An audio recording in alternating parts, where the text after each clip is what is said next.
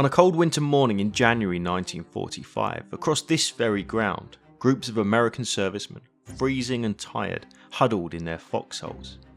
Over the last fortnight, surrounded and outnumbered, they had endured repeated enemy assaults as they clung to their positions outside the Belgian town of Bastogne. Now, finally, it was their chance to advance. Over the coming hours, those men, including the famous Easy Company of Band of Brothers fame, would launch an assault on a nearby village as the Allies restarted the advance towards Germany. In this video, using eyewitness testimony, on-the-ground footage and historic imagery, we'll examine the action, the myths and the reality of what took place here in a fight that history remembers as the Battle of Foix. First things first, that small village, really a hamlet, was then and is today known locally as Foix, but in the series Band of Brothers and to many GIs at the time, it was often called Foy. You can take your pick. But why was it important? Well, to figure that out, we need to go back in time a little to December of 1944. At that time, across Europe, the Soviet Red Army was pressing forward in the east and the Allies were closing in on an ever-shrinking Third Reich from the west. Hitler knew that time was running out to win the war. He, and in fairness probably only he, believed that the answer was to launch a surprise offensive where the Allies were least expecting it. As he obsessed over maps of the Western Front, he zeroed in on a quiet part of the line, in an area that German military planners had been very familiar with since the First World War, the Ardennes. The dense forests covering a huge swathe of land here had witnessed the German army smash through Allied lines in 1914 and again in 1940. Now the very same place would become the scene of one of the costliest fights in American history, the Battle of the Bulge. The Ardennes had been considered a relatively quiet sector of the Western Front in the lead up to Christmas 1944, a place where battle-weary American divisions, badly in need of rest, had been rotated. Amongst them were the now veterans of the 101st Airborne Division. They weren't to know it, but the area in which they'd just been placed would turn out to be far from peaceful. What peace there had been was shattered early on the 16th of December by thousands of massive explosions from German artillery and screaming Nebelwerfer rockets flying overhead. Close behind the barrage came the rumble of hundreds of German tanks and the trudging boots of hundreds of thousands of German soldiers. This was the start of Hitler's Unternehmen Wacht am Rhein, Operation Watch on the Rhine, his final roll of the dice to try and salvage his disastrously failing war effort. His hope, an unrealistic one, was that his huge German offensive could puncture the American line along an 80-mile front, cross the River Meuse, reach Antwerp and drive the American and British armies apart. It was extremely ambitious. That said, when it was launched, with 25 German divisions smashing through the American line, that shock meant Allied command immediately threw every available unit into the fray. The men of the 101st Airborne, exhausted as they were after fighting non-stop since June, were no exception. Arriving just in time, they dug in outside the little-known town of Bastogne, with its vital road network, which was a key German objective. Before long, more than 22,000 men found themselves encircled here, trapped and under siege. Amongst them, occupying hastily dug foxholes in this wooded stretch of thinly held line, were the men of the now famous Easy Company, 506th Parachute Infantry Regiment. Let's meet a few. Captain Richard Dick Winters was by that time the battalion executive officer. He'd been with Easy Company since airborne training back in the United States and had been with his men as they fought their way through Western Europe. After parachuting into Normandy on D-Day, he led Easy in the successful assault on Brecourt Manor, destroying a battery of German howitzers. When the 506th parachuted into the Netherlands as part of Operation Market Garden, he took the lead in an assault on a German machine gun position. Now he was no longer company commander, but understandably, the highly regarded and highly decorated officer retained his regard for the men of Easy Company. First Lieutenant Norman Dyke was the man chosen to fill the shoes of Dick Winters as company commander. While Dyke was portrayed as somewhat incompetent in HBO's Band of Brothers series, he was in reality also an experienced veteran. He had earned the Bronze Star in the Netherlands and would go on to earn a second in the fighting around Bastogne. Now it was his turn to lead the men of Easy Company into battle. Supporting him was 24-year-old West Virginian 1st Sergeant Carwood Lipton. Lip had risen from private to the peak of the NCO ranks, earning his own Bronze Star at Brecourt Manor in the process. Wounded at Carentan, he also earned the Purple Heart, the first of 3 in his military career. By his side would be Staff Sergeant Darrell Powers, another highly regarded veteran of Easy, who would prove invaluable in the coming fight. Powers, known to all as Shifty, had grown up learning to shoot whilst hunting in the backwoods of rural Virginia, skills which were going to be needed in the desperate fighting around Bastogne. So by midday on the 21st December 1944, Easy Company, the 101st, and a mixed bag of frontline and rear echelon units found themselves surrounded and outnumbered by 5 to 1, holding an area that time-pressed German army was desperate to take. The American perimeter around the town itself was a real makeshift defence, with anti-aircraft batteries being used as anti-tank guns, a small armoured firefighting force being employed as a reserve, extremely limited medical supplies, and all men already very tired.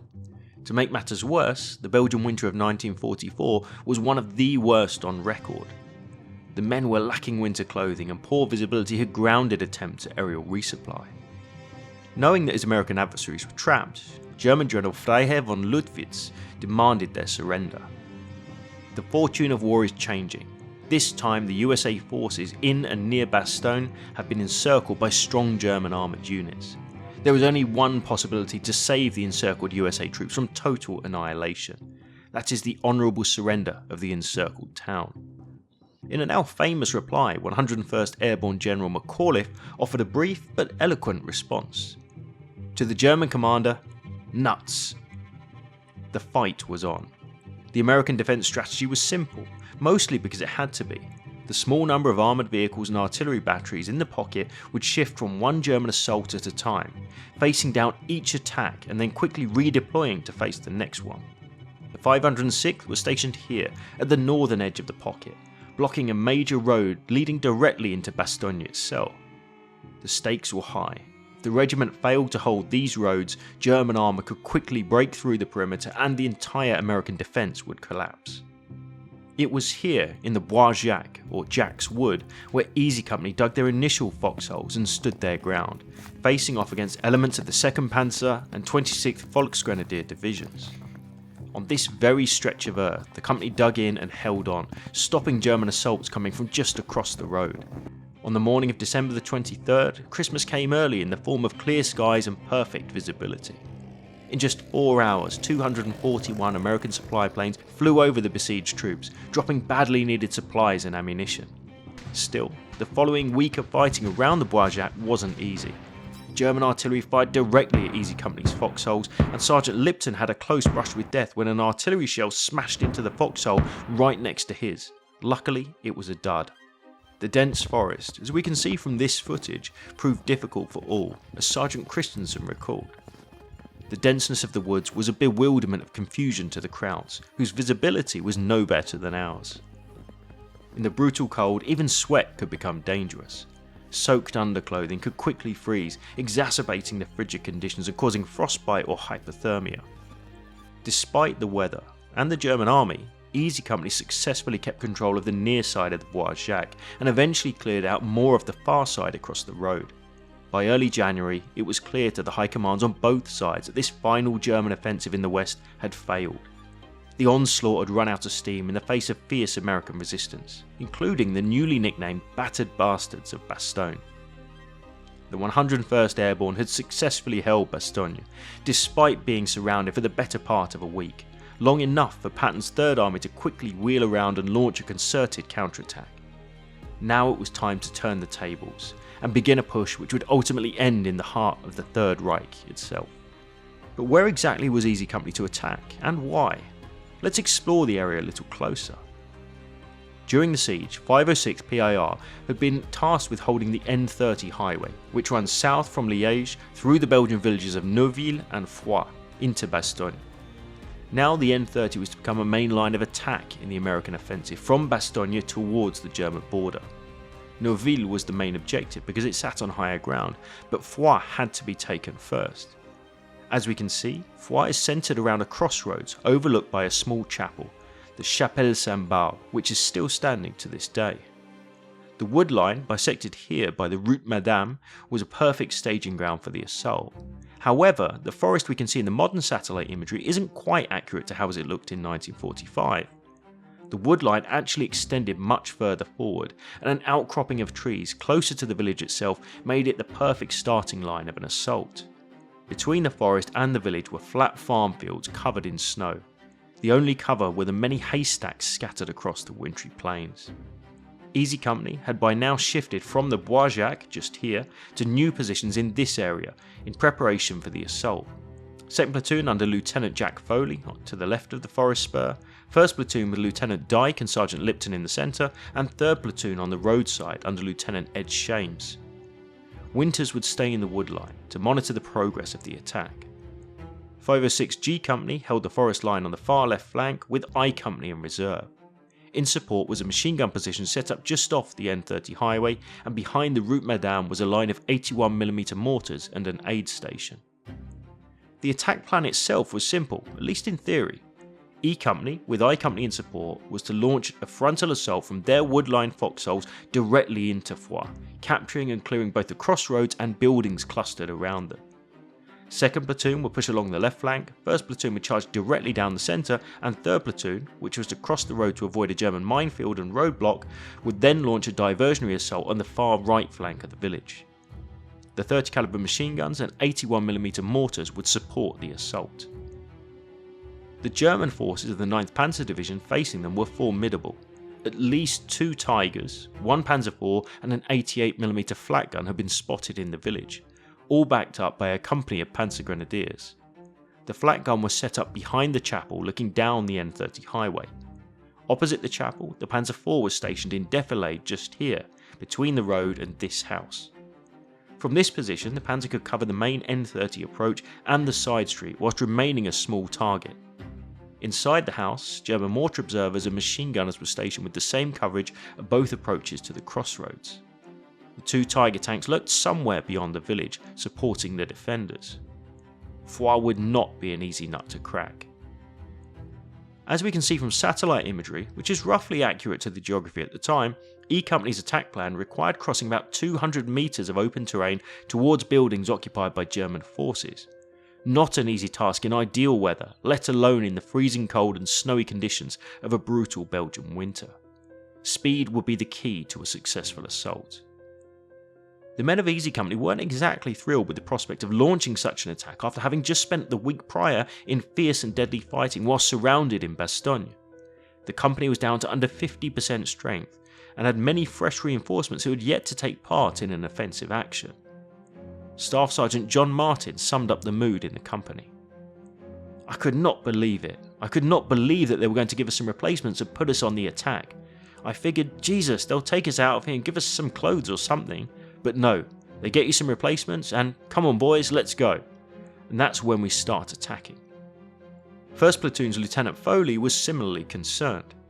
We knew that Foy had not been tested the previous day or scouted last evening. In the days before, we were all well aware of the coming and going of trucks and tanks. The unknown was ahead. One man that many in the company were worried about was their new commander, Lieutenant Dyke.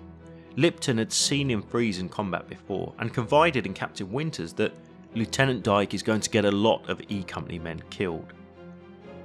The captain took note of the warning, but despite those reservations, at 8:30 AM on the morning of the 14th of January 1945, the 3 platoons of E Company were lined up, ready to launch their attack. Some of the Easy Company foxholes dug into those woods at that very time are still visible today, and unlike those in the far more visited Bois Jacques, are in their original state, not redug many times by reenactors. One can only imagine what the men in these positions would have been thinking in the moments before the assault. So, as our protagonists waited anxiously for the fight to begin, let's pause briefly.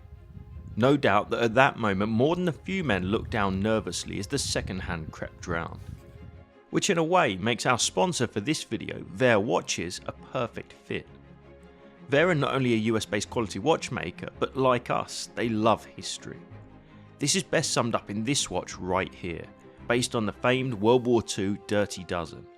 For those who don't know, in the Second World War the British military contracted 12 companies to create a hard-wearing field watch to the highest specifications. And in homage to the most famous military field watch of all time, Ver have created their own Dirty Dozen timepiece. And I'm not just saying this, it's a really great watch. It's available in 36 and 40mm. I've got the 40mm automatic version with the nylon strap, and it's been a great daily wear. It's assembled to the highest standards, it's compact, easily legible, waterproof, affordable, and let's be fair, it looks great. If you'd like to support Veer and us, take a moment to check out their range with the link in the description, which also includes this classic Korean field watch. So huge thanks to Veer for their sponsorship, and of course to you for your continued support. So, back to the action. The snowy silence was suddenly interrupted by the characteristic thumping sound of First Lieutenant Pete Madden's mortar team signalling the beginning of the fight. First, the diversionary assault led by 3rd Platoon began, moving along this side road towards the right side of the village. They quickly became engaged in close quarters combat with German troops in these houses along the secondary road junction. As Lieutenant Shames and his men drew the attention of the German defenders, Easy's 1st and 2nd platoons began their charge across the fields with covering fire from the mortars and machine guns. Winters watched on as the main attack went in. It was tough going for the men through that snow in a skirmisher formation, but the line was keeping a good formation and moving at a good pace. Suddenly the line stopped about 75 yards from the edge of the village. Everybody hunkered down in the snow behind those stacks and stayed there for no apparent reason. I could not get any response from Lieutenant Dyke on the radio. The company was a bunch of sitting ducks out there in the snow. As the American machine guns opened a covering fire, at first only a few German riflemen fired back. Then, as the Americans drew closer, returned small arms fire increased and snipers began picking off advancing soldiers. What Captain Winters saw from a distance was this. Lieutenant Dyke had lost contact with Foley and 1st Platoon after being shot in the shoulder. Facing ever-growing German fire whilst in these fields, Dyke took cover behind a haystack and ordered his men to do the same. As men began to fall around him, according to 1st Sergeant Lipton, he fell apart. Dyke, wounded and apparently overwhelmed in the moment, was simply unable to issue further orders, even as the assault fell into disarray. The company's worries about Dyke had come true at the worst possible moment. To Dyke's left, the attack wasn't going much better. Lieutenant Foley and his men were slowed down by German soldiers fighting from cow pens and were forced into cover by fire from the village itself. Dyke was still in shock, not answering his radio, while his men were pinned down with little cover in the open fields. Instead of stabilising the situation, it appears he ordered Foley's 1st Platoon to launch a dangerous wide flanking assault to the left of the company. 1st Platoon bravely pressed on alone, only to see a third of their men shot down within moments. With the men pinned in the fields with only haystacks as cover, it was only a matter of time before they were picked off by rifle, artillery and mortar fire. Around 11 o'clock, Captain Winters, watching on from here in the wood line, understood that this was a precarious situation and it was getting worse by the second. The men out there weren't strangers to him. They were his brothers in arms who he trained with back in the US, bunked with in England and jumped out of aircraft with over Normandy and Holland. If he didn't act fast, he was about to see the entire company get wiped out. His first thought was to charge out of the woods himself, intent on saving his men. His second thought was that he was needed in command. Realising that immediate action was necessary, Winters looked round for anybody that he could send in to take command. In his own words, "There was Spears standing right in front of me. Spears, take over that company, relieve Dyke and take that attack on in." That man was 1st Lieutenant Ronald Spears. Spears was the right man for the job. He had a reputation for bravery and ruthlessness and had personally led a bayonet charge in Normandy. Rumours about him ran rampant through the ranks. Had he really executed one of his own soldiers for drunkenness on duty? Had he actually emptied a submachine gun into German POWs? Whatever the truth about those rumours were, it was clear to everyone that he was the leader that the situation demanded. On Winters' orders, Spears rushed forward from the tree line, moving as fast as he could through the snow to join the rest of the company in the attack. After relieving Dyke of command, Spears ordered I Company to launch a supporting attack down the N30, while Easy Company pushed forward again on the left. As he tried to push the attack, he noticed a private hiding behind a tree and yelled, "Come on Webb, let's go, get out, come on." No response. I made a dash over to the tree, which is just a little bigger than your hand, and I jumped right on top of him. Because it's hard to lay down beside, I turned him around and they'd shot him straight between the eyes. In order to coordinate the attack in the chaos of the fight, Spears famously ran across open ground whilst under fire until he reached Item Company's position, a moment depicted in the Band of Brothers miniseries. But the scene in the show is just a little bit off. Let's take a look at that iconic moment. First of all, why did Spears make that risky run across the battle lines? We need to take a look at the map to get a better sense of the situation. As the attack restarted, 2nd Platoon pushed forward on the left side of the village while I Company and 3rd Platoon pushed up on the right. Now there was a dangerous risk of friendly fire between the two groups of men as they all converged on the crossroads. To avoid a possible blue on blue clash, Spears decided to make contact himself. Now let's look at the actual location. While it is true that Spears made a daring dash to I Company, Band of Brothers depicts a lieutenant running directly through the German lines. It's a dramatic scene to be sure, but in reality Spears runs parallel along the American lines, not directly through the German ones. He crossed the N30 just about here, near this modern day bus stop, running from left to right from the American perspective.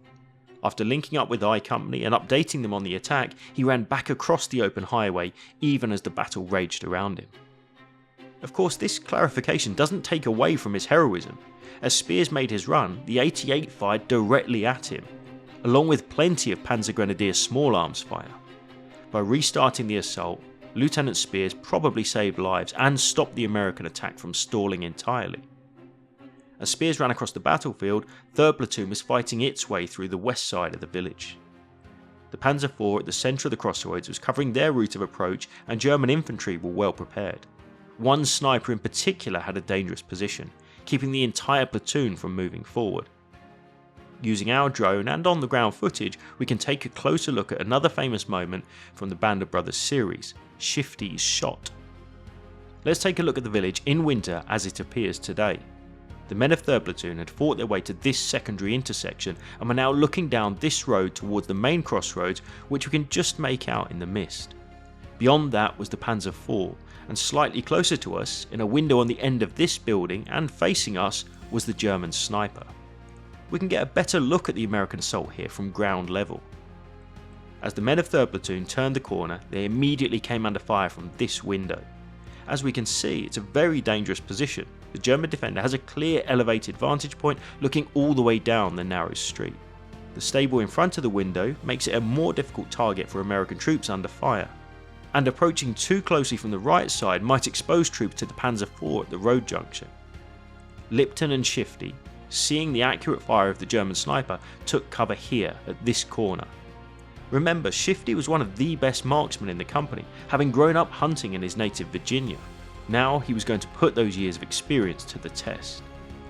After seeing the puffs of warm breath of the German sniper floating into the cold air, he knew exactly where to aim. With Lipton offering a target by running across the road to this building here in an attempt to draw the sniper's fire, he created a valuable window of opportunity. In the scene immortalised by Band of Brothers, Lipton's memorable line as he prepared to run was simply, "Don't miss, Shifty." Powers himself, who later visited this spot numerous times, would recount on one trip that Lipton's words were, "You know I love you, Darryl, but don't miss this one." With that, he took off across the road, while Shifty took a breath, steadied himself, turned the corner, and fired. With the threat silenced, the pair entered this still bullet-scarred building a few minutes later, and made their way to the top floor and to this window, where they found that Shifty, from a moderate distance of 66 metres, had managed to hit the sniper squarely between the eyes. A remarkable display of skill and accuracy under the most extreme pressure. Shifty's shot had freed the platoon to continue the advance.